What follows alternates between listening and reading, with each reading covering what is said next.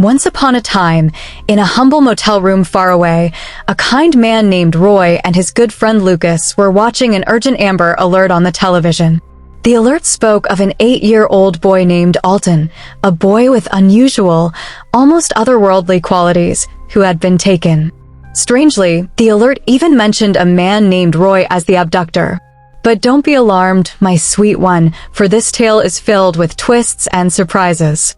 You see, far away in rural Texas, there was a mysterious place known as the Ranch, a gathering of devoted souls led by a man called Pastor Calvin. This pastor, who believed deeply in secret powers and ancient numbers, had been entrusted with caring for young Alton. Alton wasn't raised by his own mother, Sarah, who had once loved him dearly but was forced to leave him behind. Instead, members of the ranch raised him, and Pastor Calvin even became his adoptive father.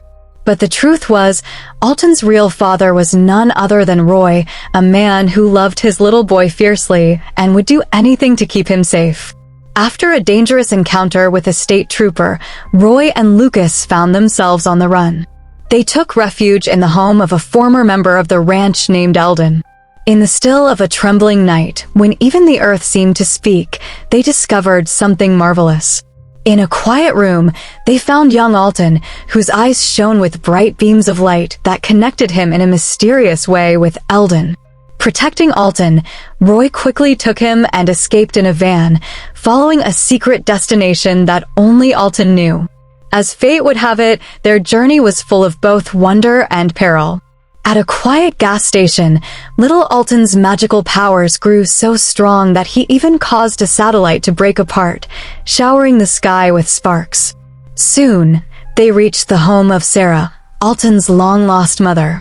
Overjoyed to be reunited, Sarah listened as Alton explained, in his gentle, mysterious way, that he had done this to stop those who sought to track him. But as they continued their journey, Alton began to feel unwell. Longing for something more, he asked his protective father to let him see the light of day. So, while Lucas and Sarah waited safely at a small motel, Roy took Alton outside. And oh, what a sight it was! As the first rays of sunrise touched his face, Alton's eyes began to glow, and a magnificent dome of shimmering light surrounded them. In that brilliant moment, Alton realized something very special. He belonged to a world built on top of our own, a secret, magical place that few could ever imagine. Even Roy, with his careful eyes, caught a glimpse of that hidden world. Yet, not everyone was as kind as the sun. Soon, trackers sent by Pastor Calvin's group tried to snatch Alton away. But the brave police arrived and rescued him, taking him to a safe government facility. There, a gentle man named Paul, who worked with secret numbers and messages, witnessed Alton's incredible powers. Moved by the child's magic, Paul helped reunite Alton with his true parents. With a new clue in hand, Paul warned them that a very special place lay ahead on the Florida Panhandle, a place guarded by a magical perimeter. Determined to keep his family safe, Roy drove through obstacles and even led a wild chase with the army, all the while following the secret instructions whispered by Alton. At last, as they reached the edge of a quiet swamp, something truly breathtaking happened. A great, glowing dome of light appeared, spreading over much of Florida and even beyond, revealing a futuristic, dazzling world hidden just above our own.